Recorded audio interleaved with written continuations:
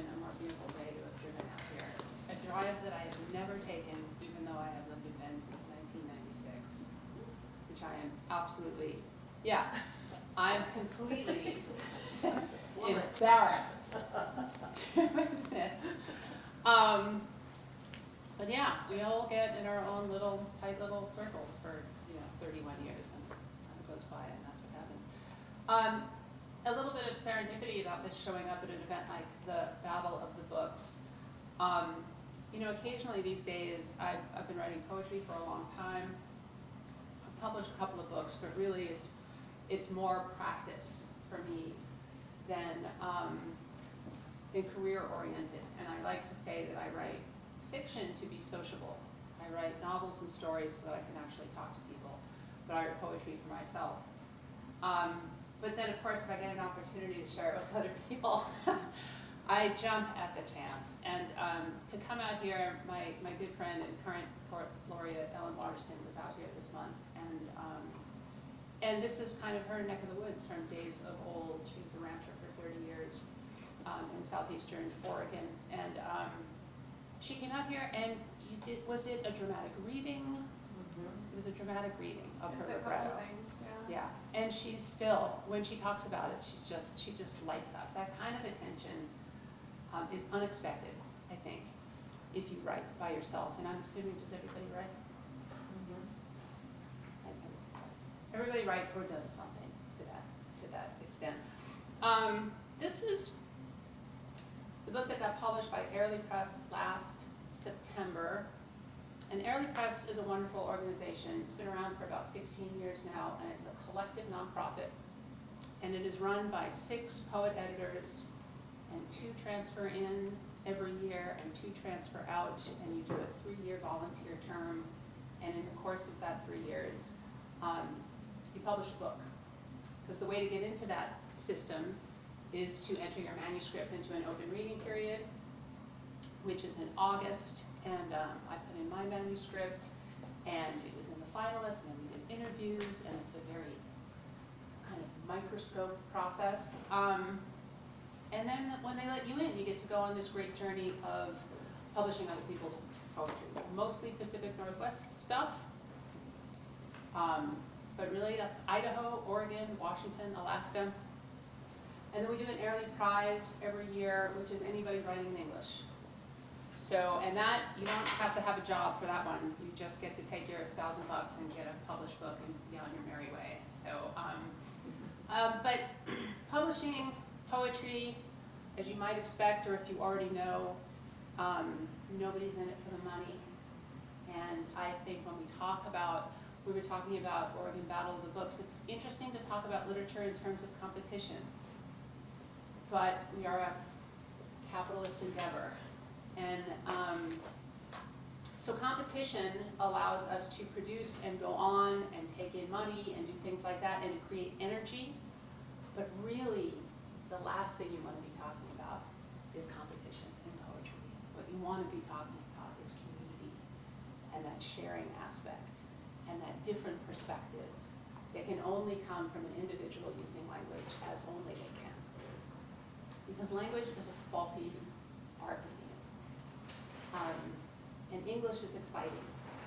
But to try to make art with words is, the more I think about it, the more ridiculous it gets, really. I just did an ekphrastic, I don't know where I ever say that word correctly, project in Portland where I was paired with an artist, a bunch of us were paired with artists, and you respond to this beautiful, physical, visceral, colorful work that speaks for itself and goes straight into the body as its own emotion. Do not pass the intellect, do not pass go, do not collect, just feeling. And I think language, it's hard to do that. It's hard to get into the body when the brain wants to drive the train. So that's kind of what I try to do, is to get the heart and the intellect to have a little conversation. The intellect's really bossy, but I try to get at that place where it comes from some place that's hard to describe. And therein lies the poem. All right. I'm hoping also that after I read a few poems, you join me in making a little community sonnet, a little community love poem for the library event to sort of commemorate it. And since we're all writers, everybody's in, right? Okay. So Burns, as I've come to find out, is named after Robert Burns, which is really fun. My husband and I celebrate Burns Supper Day every year. It's January 25th for all who celebrate or will celebrate. We do not make haggis because that's disgusting. We make something with ground turkey or vegetarian. Usually involves cabbage and potatoes. My husband doesn't drink, but he sniffs the small glass of scotch that I will drink. And we recite a Robert Burns poem, which I will not do, especially with the Scottish accent that I do in my kitchen. But I like the poetry of Robert Burns quite a bit, and I really knew nothing about it until a few years ago. And I'm just going to read the last 3 stanzas of To a Mouse without the accent. That wee bit he believes in stibble has cost thee money a weary nibble. Now thou turn'st out, and for the trouble, but house or hold, to thole the winter sleety dribble, and Cronrook cold. But Mousie, there art no thy lane, in proving foresight may be vain.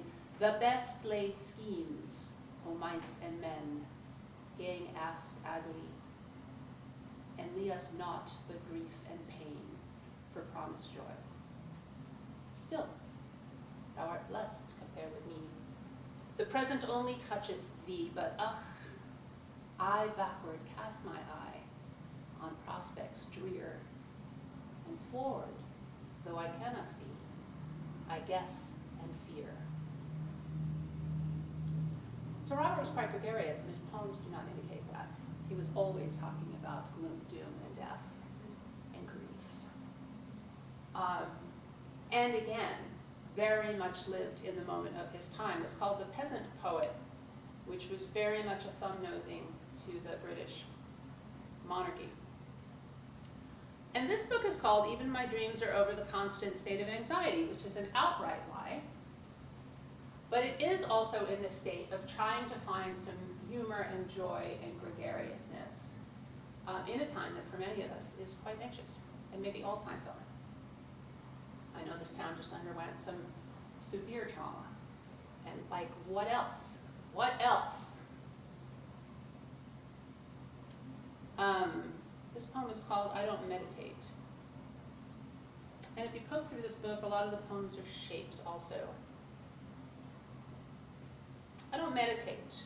I'm not respirated. Never run unless chased, and I'm never chased. And so rarely take note of my breath as the miracle persists quotidian. Stressful to watch fish breathe in a tank. Nude mechanics. Mystery of gill. Asthma, coma, plethora of childhood distress. I could be a better host. Aerobics, a song. Breathy indication of capacity and aspiration. Token thanks for bouncing back from all that freedom of choice and hubris, pink and springy as a fresh dime store sponge ball on a brick stoop, catching air.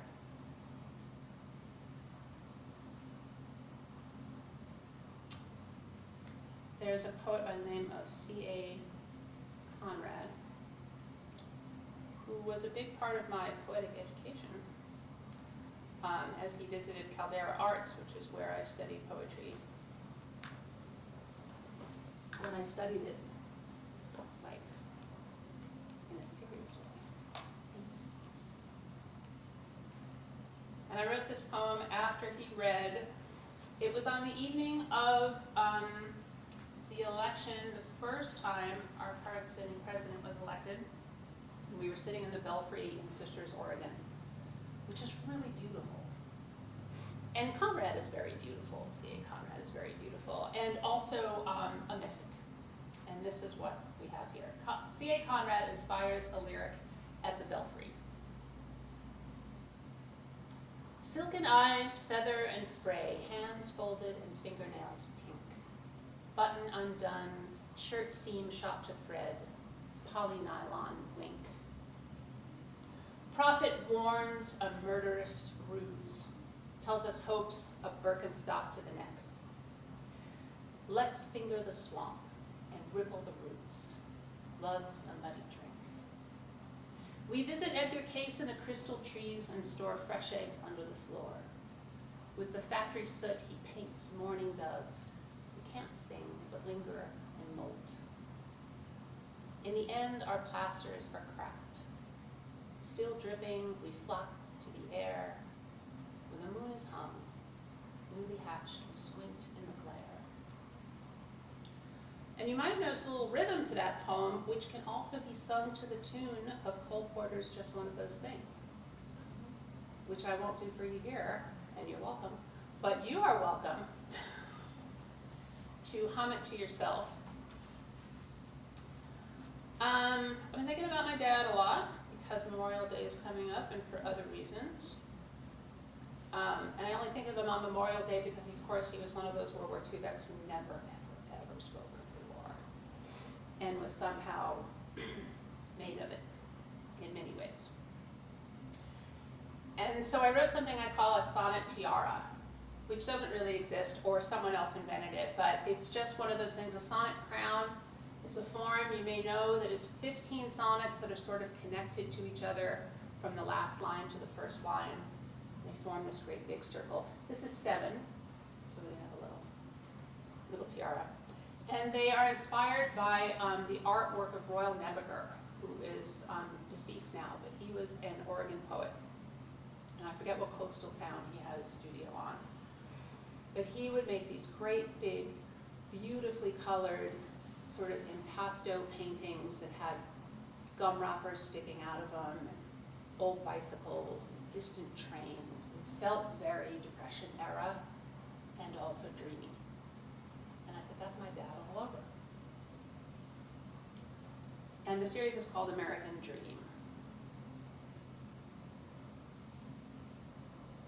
It's possible no one asks. If you want any post-war real estate, you can by way of a bank. Call your own. I see a high-ceilinged walk-up, friends to bring a bottle, carapace of books, nothing to mow, a slip under the door to summon the super and his wrench. I can have this all wrong, your philosophy of belong.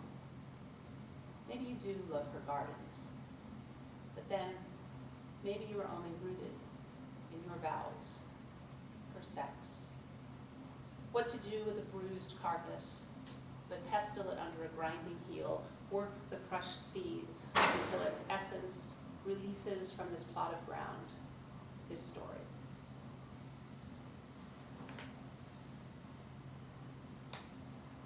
I won't read all of them, but I'll skip around a little bit. I'll read it 2 or 3. You are not at book involved, not a Dachau, grow fungal instead in the trenches of Italy. Soldier, medic, armistice, finds you at 19, kicking out bits of shrapnel, trying to scar. Witness, before banquets of atrocity, you do not see the skeletons walk through the gates of Mauthausen. But later stand by your Jewish buddy's side as soft-spoken men turn him away from the Knickerbocker Club. The West, Chester doesn't care. As long as you keep to code, whites only. In the Valley of the Sun, you can't get a decent bagel or rye bread. Something with the water. The movie star dances across the ceiling and up the walls, and your firstborn takes it for fact, the movie being older than he is, and thereby more real. Takes it as true, too, that you have a pair of shoes like Fred's in your closet. Magical tokens of the starlit adulthood he would one day inherit, that you too watch glitter from the moon, where you hang every day. Madman. 12 years on, grief will douse your golden age in chaos, but in 1960, the meaning of it all and all that will come dances in a blue lens, projects upside down, floats on a toddler's astonished breath. You leave the best hospital in New York, abandon the bedside of your eldest boy, exhausted and emaciated from chemo, from radiation. You take your wife's arm and walk her to the nearest chop house or red sauce place. Order up an old-fashioned strip steak, rare, baked potato. You ask her to dance. You can only manage the Brooklyn Shuffle, according to her, but what would a turn around the checkerboard tablecloths mean before driving back to the borough, to the creaking, leaking house, unpaid for and full of sleeping children, each with their own terrible surprises. She is born in the year of the crash, but you are true issue of the Depression. Madison Avenue gig, Republican trophy wife, it's the gestures that call you out. Coffee tins of nails, drawerfuls of rubber bands, your careful, clueless bookkeeping. You hoard tennis balls until half of them bounce like rocks. Say they're fine, good for serving against a black backboard. I hate the game, but for you. One sun-sweaty day, we are leaving the park as a boisterous group of special needs kids spill onto the public courts. You toss them a bunch of balls, yellow clean and bright, buoyant, just the good ones. Hospice comes, and she wants oxygen. Saline to go with the morphine drip, hears but will not understand, aspirating. You are moved to the cozy hospice. No thing sterile, lamplight, a real quilt, velvet way to say, there's no more can be done. Your death is quick, and you would have liked this, just like the movies. A tasteful rattling, then silence. You are months pitching your pills in the potted plants. When the dog is in agony, I speak low, but cannot make myself hold his heavy head in my lap. I watch your beautiful hands forgive each other their trespasses. Wait for my kiss. Ooh, I mentioned humor, but delivered none there. But I was in the mood for Dad. I'm gonna watch our time a little bit because I want us to do something. But I wrote a multi-part poem that was for the Deschutes River Conservancy, but then they didn't use it, and it's now in an anthology in a gift shop in Yellowstone. I haven't been to Yellowstone, but I don't look forward to seeing my poem in the gift shop exclusively, but I would like to go to Yellowstone. At any rate, I learned a lot. I did a lot of research writing this poem. And I found out the things I do not know will ever outweigh by tons the things that I do know. It's called Drift, Part 1. Confluence Divergence.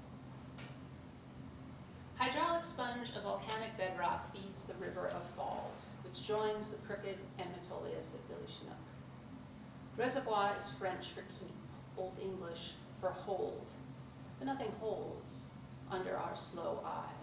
Rock yawns and stretches at our feet. In geologic terms, it's only a minute or so since lava flowed and cooled to form, the porous basin that seizes and draws the rain from runoff. Watering keep sinks, circulates, emerging months and years ahead as spring, unless it doesn't.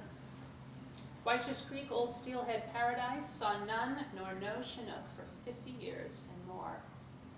Peculiar web of waterways and stable. Diverted to dry and dire straits, what if there were yoga for rivers and a sauna to raise the winter flow from its source of cubic feet per second? Gentle the summer floods, raise all boats, and restore the nimble reaches to their hardy oddities. 2. Base in nature. Jay bathes in a sprinkler puddled swing, lawnmower stirs a doe to lift her gaze. Coyote cruises Deschutes River woods at noon. At twilight, bucks leap like skater boys on Colorado. Black bear paws Tumalo Creek. Mooney raccoon wakes the chickens, riles the dogs. Vixen skitters her red kits across Highway 97. Sudden owl swoops before the headlights. Bobcat skims the dusty rim rock, sights us, surprises us on our careful trails. 3. Greater sage grouse. They numbered 16 million 50 years or so ago, and today the roughs count 500K. Plenty to grouse about for the living 3%. Plus uncrushed species that swim the sagebrush sea, pygmy rabbits, pronghorn, golden eagles, coyote, yellow bells, milkvetch, tarweed fiddleneck.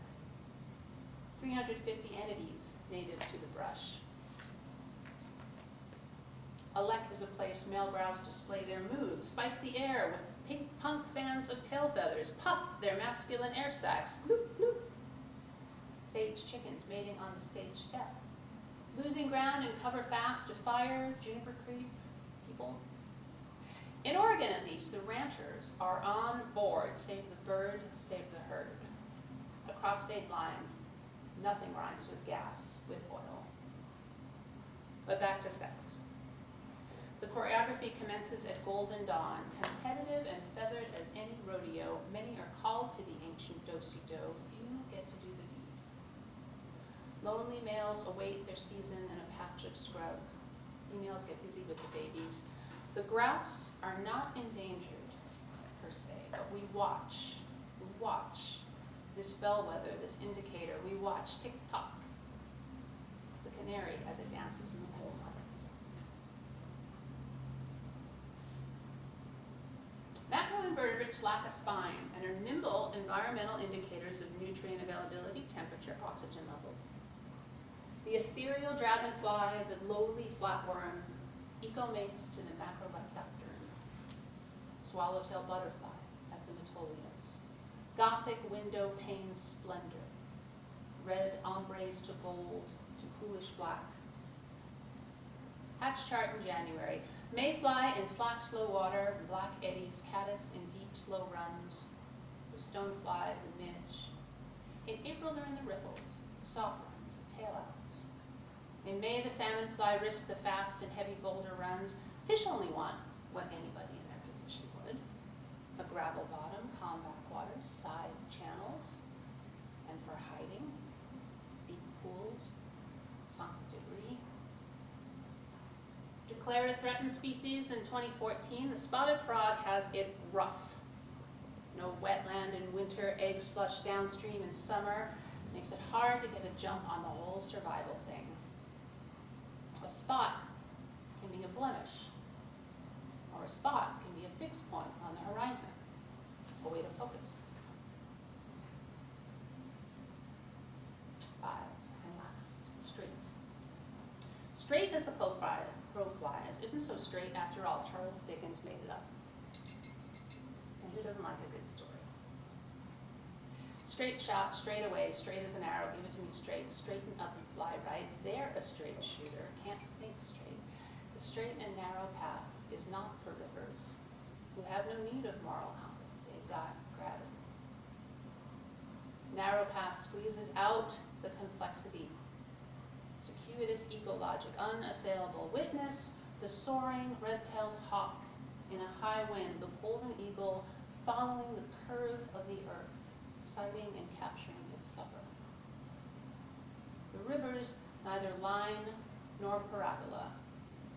Balance is seldom symmetry. Drive and cycle.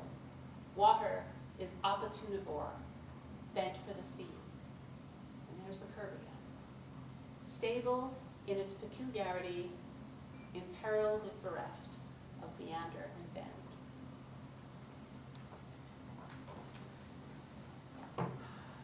I brought my hat because I really love this hat. And also, I don't want to come across as a poser. I only bought it I wear it in my backyard, okay? I don't wear it to the grocery store. I haven't earned it. But anyway, I did write a poem for a friend of mine who is a cowboy. And he's having a bit of a hard time. So I wrote this poem for him. I'm going to read it. I can find it. There we go.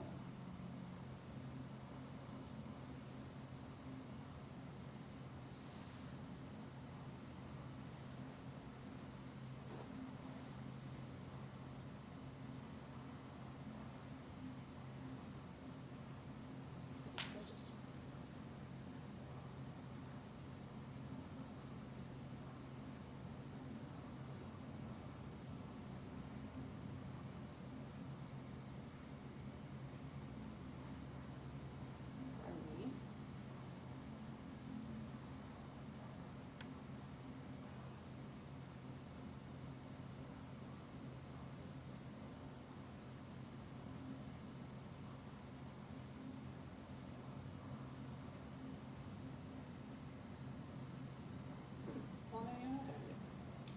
Oh no, there we go.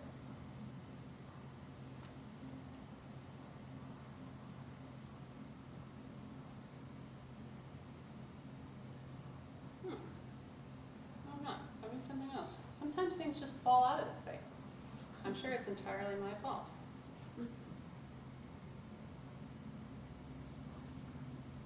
Oh, there it is. All right. So, if anybody has any truck with cowboys, this may not be true because I don't know anything about anything, but I walked into my friend to his home, and my friend was wearing this beautiful silk scarf that was tied like he was an English gentleman around his neck, and he'd been out doing horse things, and he goes, "Oh yeah, that's a mad rack," and I'm like, "What?" And I didn't realize the level of fashion that the cowboys adhere to, but they're silk on purpose to stop the chafing. And this one, when he rolled it out, had this beautiful sort of Mexican Christmas image on it. We sit across from our friends. She's brought in 2 pots of espresso. He'd made a butterscotch dessert in the French style. A few of our stories were new. He pulled a silky printed scarf that had been wrapped around his neck and nodded at the Adam's apple, like a cowboy aristocrat. Unfurled it to reveal a Mexican Santa Claus with his burro, toys and a guitar at their feet, the bridle a ribbon of golden cigar wrappers. He'd been exercising the horses, whom we could see, running in the dropping sun out the front window. Or did they reflect in his glasses, resting under his smooth, bald pate, gleaming with medicine? All right, the hat just gets one poem because it's also really warm. I am going to read one more poem. It's a new one. I haven't actually published a poem in a journal in a really long time, but this one will be in a journal. It'll be in Portland Review, whenever they feel like putting it in there. And I'm excited about that because, I don't know about you all, maybe you have something to say toward this. I can write in one form for a really long time, and then I want to have nothing to do with that form anymore. Yes, nodding back there. And it bounces around, and I don't think I ever write a poem where I don't write it in multiple forms to see where it wants to land. So almost always, I'll write a poem as a prose poem, or not even as a poem. I'll just write it as a prose block. I'll break it into couplets. Maybe I'll break it into, I'm not wild about tercets, maybe I'll break it into quatrains. Maybe I'll try to pull some short form out of it with some of the, the hot language in there, if there is any. And I try to see what it wants. And I like bouncing around with form, but they're usually short. 14 lines is about my top limit. And I started writing these things called decimas, which are a South American and Spanish form. And they take 4 lines, and then there are 4 stanzas of 10 lines after that, which repeat one of the 4 lines sequentially. A lot of rules, like not rhyming rules, but other rules. And it's been pretty meditative. But before I read that final poem, and thank you so much for listening, I thought we would do something together, and I thought we would do a community sonnet. And I have have done this for various audiences. It's particularly popular at the prison. I don't know what that says, but I'm just going to throw that out there. And I think it's actually because of this binary form. So binary is not a word that we're carrying around with a lot of joy and lightness. Binary often indicates a lack of opportunity, one thing or the other, black or white. But in writing, and when I teach prose, and when I teach fiction, and when I teach nonfiction, I use something called critical response process, developed by a woman named Liz Lerman and a guy named John Borstel. And it's all about finding tension and interest in things that are pulling on one another. Juxtaposition and pull and tension are so important to poetry and other writing. So, 1, 2, 3, 4, 5, 6, 7, 8. We're going to write a sonnet in which the first 6 lines will be something and the second 6 lines will be something else. And everybody can write 2 lines. So would you rather do east and west, wild and cultivated, sun and moon, or another of your choosing?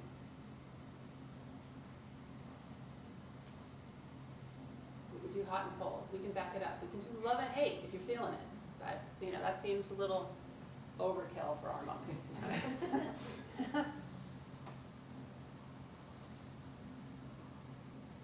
What are the options? So east, west, sun, and East-west, sun and moon, wild and cultivated.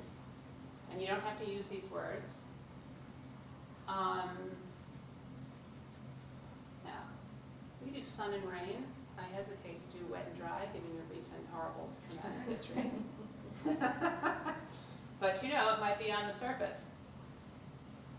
Okay, let's do sun and moon. We'll just do that.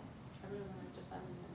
So everyone is going to write 1 line for sun and 1 line for moon. You don't have to be poetic. You don't have to do anything except write something that you feel about the sun and write something you feel about the moon. And then we're going to do a little cento of that business. Pens and paper are up here if you want to use these little strippies or the big one.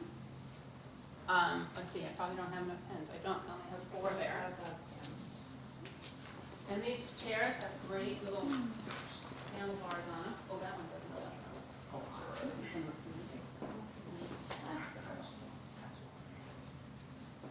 There's something to say about them. What's that? Only one. Oh, no, there's One something? many something. That's the poetic cliche, right? The moon? Are there restrictions on the line? No. How many words? You can flip it over and write on the back. Okay. If you have 1 line that just doesn't want to quit. One line. Oh, I do, okay. And I do have extra pens up here. So we shall have, we'll have an old set, we'll have a 16. No, we'll have 14. 1, 2, 3, 4, 5, 6, 7. We'll have 14 lines. And we won't be too strict about the sextet, octet.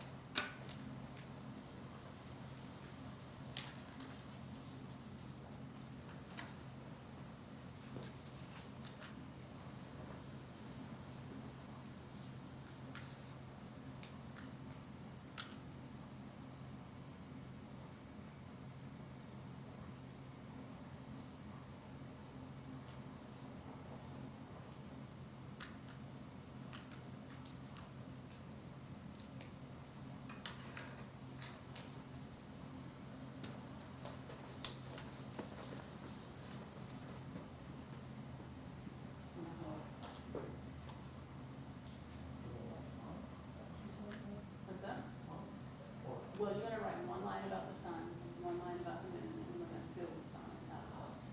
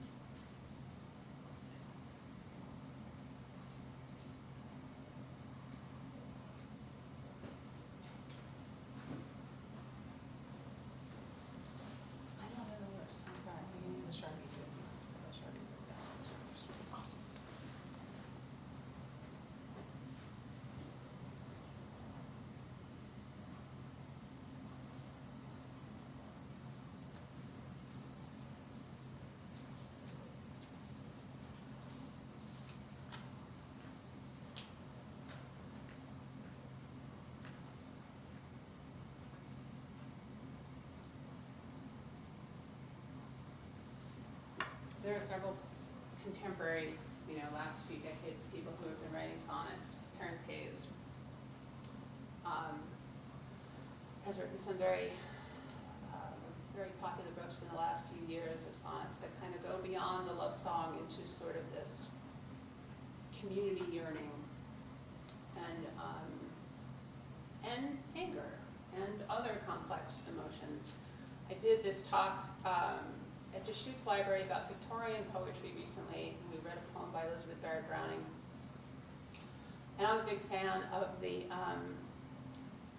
sonnets of, just fell out of my head here, a 20th century poet. I'll think of her in a minute. But anyway, they're a little sardonic. And I always thought Elizabeth Barrett Browning's Sonnets of the Portuguese was the classic example after Shakespeare of the love sonnet. But then I realized how sardonic she actually is, which, I don't know, maybe I'm just getting old and I'm more attuned to irony. But that very famous poem, How Do I Love Thee? And the last line, which I paraphrase because I'm sure I won't get it perfect, is, and I shall love thee better after death, which is a stunning and beautiful line. But then I realized she didn't say whose death. And it never occurred to me that she might mean Robert's, not hers. But I think she is talking in that poem about the fall of her heroes, the fall of her saints, the loss of her childhood faith. And so it's a little simplistic to call the sonnet a love poem when, or you can think of love as that very complex thing that is. Love of self, I think, was what I was getting at. Who am I thinking of? I'm thinking of, I burn my candle at both ends. Rock star of the early 20th century. Cannot recall her name to save my life. But her love poems were very much about her own sexuality. Men come and go. Very revolutionary for its moment. But I go back to her poems and they're still rather revolutionary, this idea of the free spirit. You okay? Yes. All right. How are we doing? I shall collect. Oh, actually, before I collect, put S or M so I know what we're talking about before we read. Goes anywhere. As long as we know. Yes. Unless it's so clear that we know. Yeah. That's clear, but.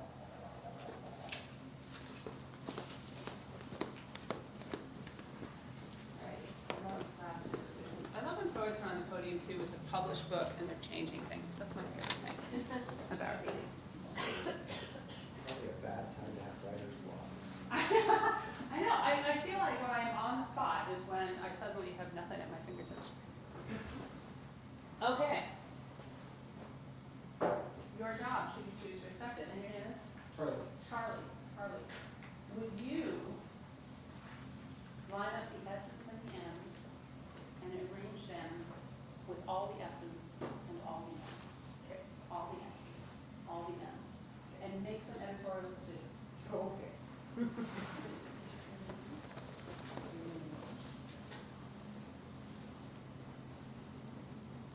All right, and thank you for doing that. I always feel like unless everybody's writing, something's missing from the poem. I feel like everybody get up.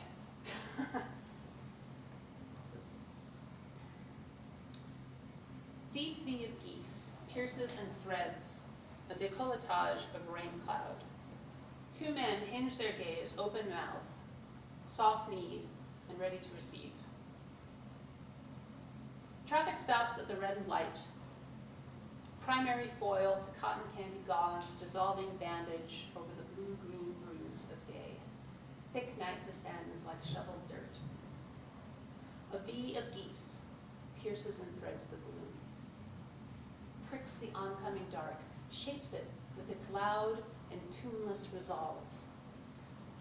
What is the miracle? Is it flight? Form? Is it purpose? Intimacy of avian, arrow set to plunge wetly through a décolletage of rain cloud, hard not to anthropomorphize, to consider the sentience of the collective. Who said they saw a flock pointed the wrong way? What do they know? What do they no longer know is true? Wrong is subjective. Point of view, a shift.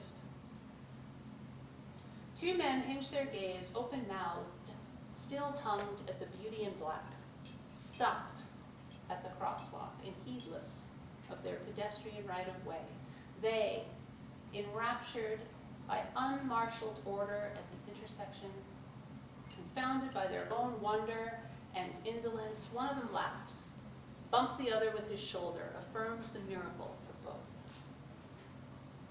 With miracles in short supply, 100 geese in migration might seem enough to stop traffic. But no, it's the blood-red signal that gets the driver's attention. Hermetically sealed and serenaded, temperature controlled until the auto locks release, engines die, we spill from our seats, soft-kneed and ready to receive. All right. My hope here is that we get one sonnet and then we make another, and then we decide what gets committed to the big page.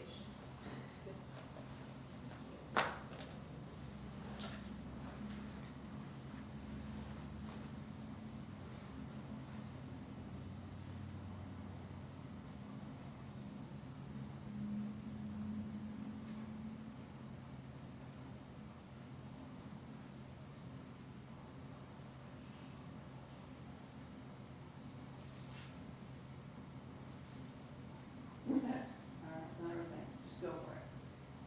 Okay, so what's the order on this? Just 1, 2, 3 at once. Okay. All right, how well voice are you feeling? Not at all. Not at all, and how's your reading of Brando handwriting?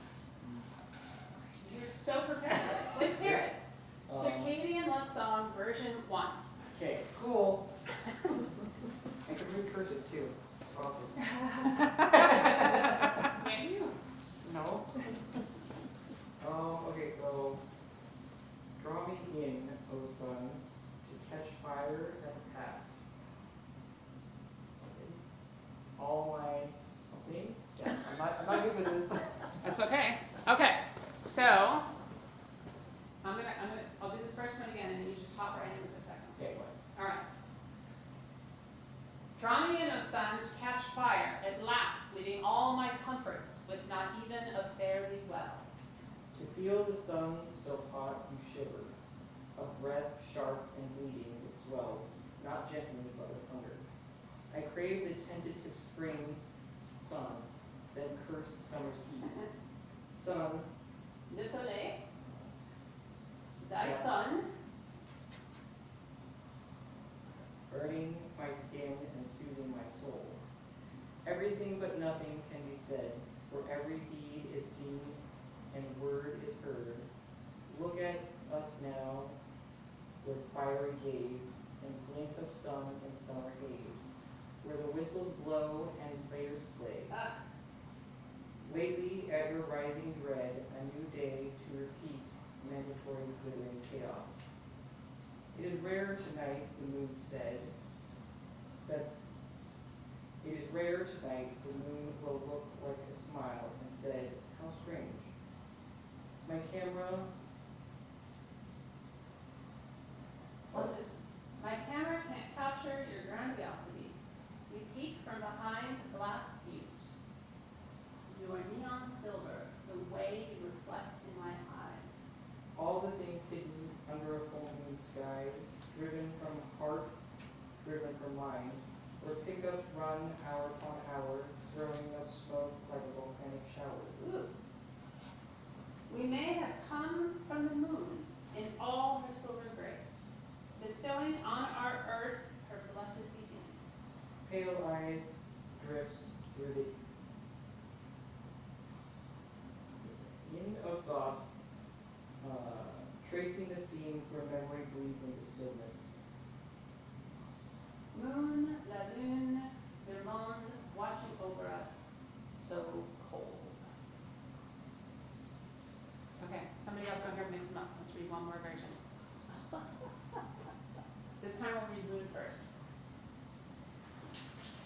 One more volunteer, kindly. Thank you.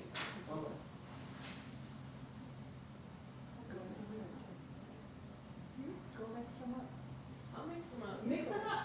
We're gonna do moon on the top and sun on the bottom, and then decide which one we like better. Because we are a democratic voting society. Damn it. Oh, sorry. Wait, what am I doing? Oh, and we have a line coming, actually. Do we have a line coming? Or are you scribbling something new and fabulous? It's not fabulous, but it's something. That's not a requirement.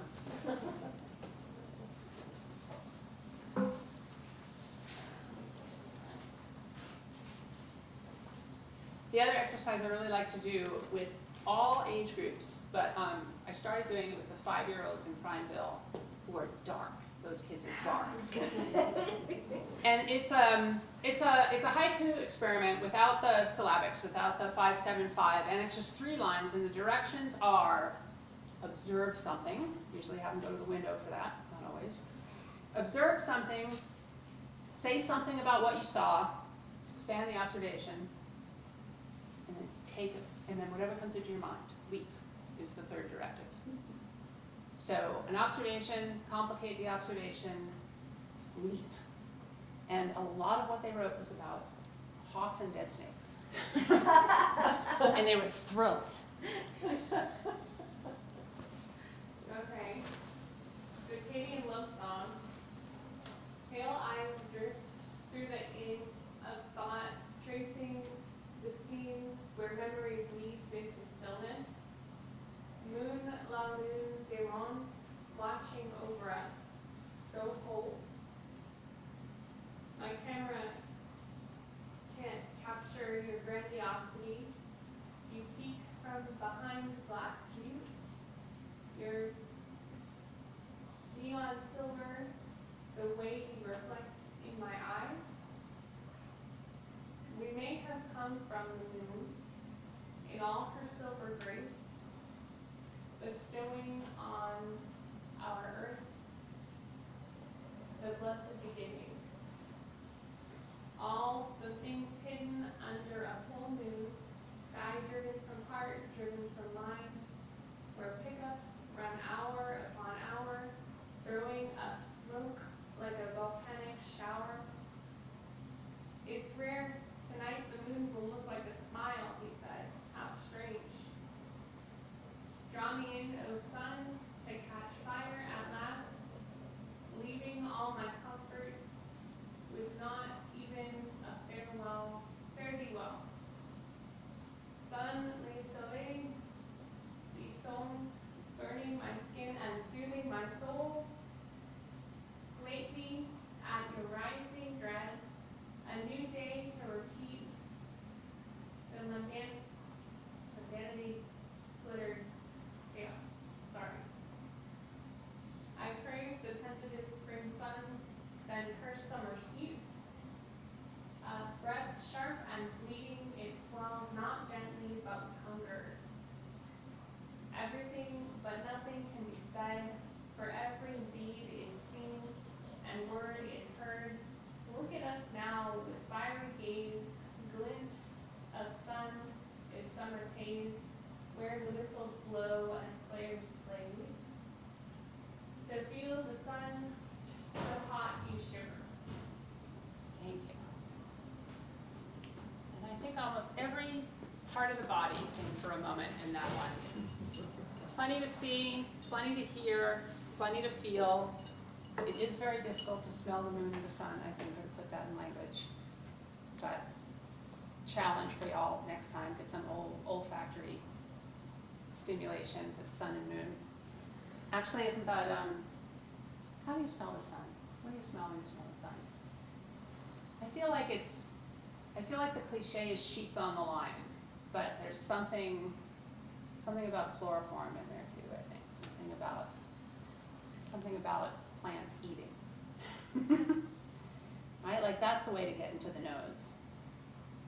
And the moon feels like water. And probably not salt water. Like still pond water, sort of that algae. But I think that's the hardest, this is the hardest part of the written art form, is getting the nose involved. Well, y'all, thank you. Thank you. Thank you. Where should I eat dinner? Where shall you eat dinner? Mm-hmm. Is Pine the- room, The Pine Room. The Pine Room has been mentioned before. Is the Pine Room? The Pine Room must the be. Mexican restaurant? Well, if the Steen's barbecue pit is open, Are they that, open Oh, today? so good. was it not open today? I looked, because I wanted to go there. It's so good. I think there was a sign. Are they seasonal though? Yeah. There's they a were sign that open says today. season, like not yet. Oh, that's Juniper. Okay. They're There's really one good. across from Safeway, the highway, Oh. and if that's open, that would be number one. All right. Excellent. Thank you. All right. And I didn't do any. Like, anybody have any questions? Anybody have any questions? How did you start writing poetry? Well, I had an entire page in my second grade elementary school journal to things that talked about how cars were made and my dog. So that was the beginning. But I don't think I wrote poetry again until I was probably in my mid-20s. And I had read a lot of, I lived in Brazil for a while as an exchange student. And they don't separate their poetry and their music from anything that they do. And like, it's all of a fabric down there. And I felt like they got me more interested again in sort of written poetry. And then I didn't write anything but grocery lists for a long time. And I went back as an undergrad to Central Oregon Community College at 40. And eventually decided that, well, it was hard to get employed doing things that I thought I was going to do. And so I said, you know what, I'm just going to take out another student loan and get an MFA, because none of it matters anyway. So, and in the meantime, did start to sort of community teach with that sort of things, and discovered that that is something I very much like to do. So I did get an MFA, but of course the first job I had after I got my MFA was cooking for that MFA for 5 years out at Caldera. And I cooked for their artist in residency program and was trying to write poems, and then wrote a novel, because poems are hard. Novels are hard too. And I think like that philosophy that I mentioned earlier, that really I write prose to talk to people. I write essays and reviews, and anything that I write that's not poetry is so that I'm involved in some conversation. And then the poetry is just, you know, sanity. You mentioned working with the prison. What's your approach there? I mean, and is it age-related or sex-related? Is it women's prison? Deer Ridge is technically a men's prison. There definitely have been, AIC is the term that's used now. There are definitely AIC there who identify as trans, but because the system doesn't really acknowledge that, it's primarily a men's prison. And that's the one that's sort of closest to me. And prisons, in Oregon, all prisons are public, which is a good thing for many reasons, because there's a certain amount of oversight that doesn't necessarily happen with private prisons. Mm. But also, it's really hard to get in there and try to teach something. So CRCC has an AAOT certificate that just started up there now, and they used to do programming that benefited a welder's program. So that was education. And a friend and I were knocking on that door for close to 5 or 6 years, until someone told us to go through another door. So we went through the recreation door, and the recreation person was like, yeah, we can do a creative writing program. And we did that for 3 years. And then they got a new warden and they kicked us out. And now we're sort of trying to get back in again. But how it works is, it has to be small group, so it's usually about a dozen men. That's a lot. And it is, generally speaking, you know, the demographic is there are going to want, in that particular prison, you're on sort of short-term on your way out back into the world in that particular Okay. prison. So their ages range from 21 to 80. And their experience with writing and even literacy is extremely varied. And they do submit a writing sample, but really, that's just to get an idea of who's coming in, sort of thing. And we do, we do prompt work, and we do stuff. They used to have a newspaper. That's the reason we were kicked out, actually, because they discontinued the newspaper for a while, and we were deemed less useful. But so we would prepare them to write, short essays. They wrote a lot of poetry. They wrote a lot of fiction. They'd love to, fantasy writing is huge in prison. Sort of these, the Last of Us storylines, the sort of gaming storylines are really big. Graphic novels, there's a ton of very talented artists who got nothing to do but draw all day.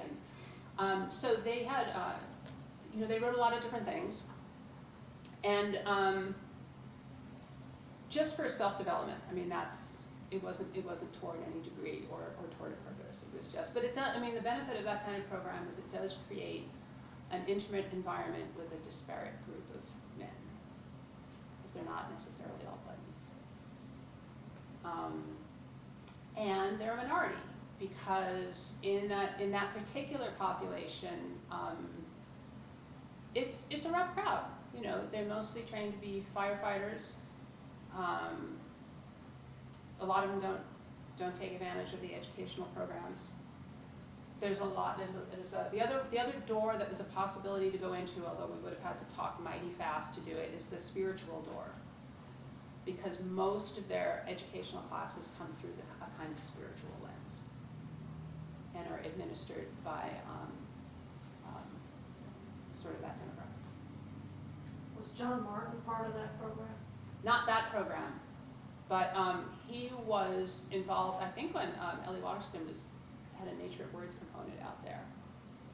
I think he was. When you said the spiritual, I was thinking maybe that was the avenue that he was taking. I don't remember, but we had him here one time as a speaker when we were doing a writer in residence program here in the schools and at the youth authority here. So that's how I knew that he'd been working with that population outside Bend, in Bend. And it is, I think, I'm not really sure. There's a women's prison that's outside of Eugene that we were in conversation with. But that's the issue. You can start conversations and then they can abruptly end. You get in for as long as you can get in, and then try to renew relationships. It's not nothing. It's not an environment in which there's any stability for that. So do you? This is more personal, but do you do it as a volunteer? Yes, in that capacity. That's- So my husband goes out and teaches comp for COCC out there. So Okay. he's a paid instructor for that. So what is considered a 121 class is Intro to Composition at COCC, and they must take that. One of the other things about working here with the youth authority is that while we were able to compile an anthology of their work, we could not allow it to be viewed or published anywhere outside the prison population itself. Did you have anything like a published document that you produced after your work with a group? We did produce an internally circulated document. Intern. However, our window out of that, although there's a lot of controversy about how it's run, was PEN America, is they could contribute to PEN America, and that stuff went into anthology, was published on their website. They run contests all the time that are okay. specifically AIC oriented.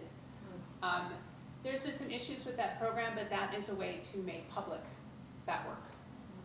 But it's very tricky. The powers that be don't really want what happens in the prison to be circulated. Well, and part of the difficulty was the population here, which was 16 through 25, usually having some kind of sex offense issue. So their writings bordered a lot on their experiences. So Also of made truth. it not something that the youth authority wanted to have made public at all, so that was understandable. We Yeah, had no, and it's argument about true that. at Deer Ridge as well, although, you know, I would say, the bar at Deer Ridge were generally, the AIC are a little bit older. There are, I would say,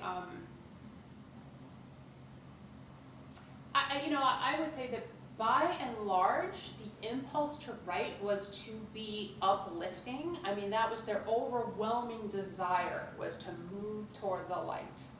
And they did talk about heavy and horrible things, like absolutely true, but there was always this impulse to talk about the overcoming and the growing and the connection or the disconnection they have had with their loved ones. So on whole, the pieces were extremely moving and uplifting. But because the material does get extremely dark, and they really do come to write about it very specifically, they don't mess around. I get the dilemma. Right, it's encouraging that you talk about the result being the desire to uplift themselves. And I don't think we experienced that with this younger population. They were more angry perhaps, or perhaps hadn't been in the system long enough to realize where they were. Well, a lot of these guys, it's not their first time around. Yeah, and these So guys there's- are yeah. waiting to get into a bigger prison, basically. Yeah. Your groups were waiting to get out. Yeah. But it is curious to me how best we could give that kind of uplifting experience to people who feel downtrodden, basically. Yeah, it's always,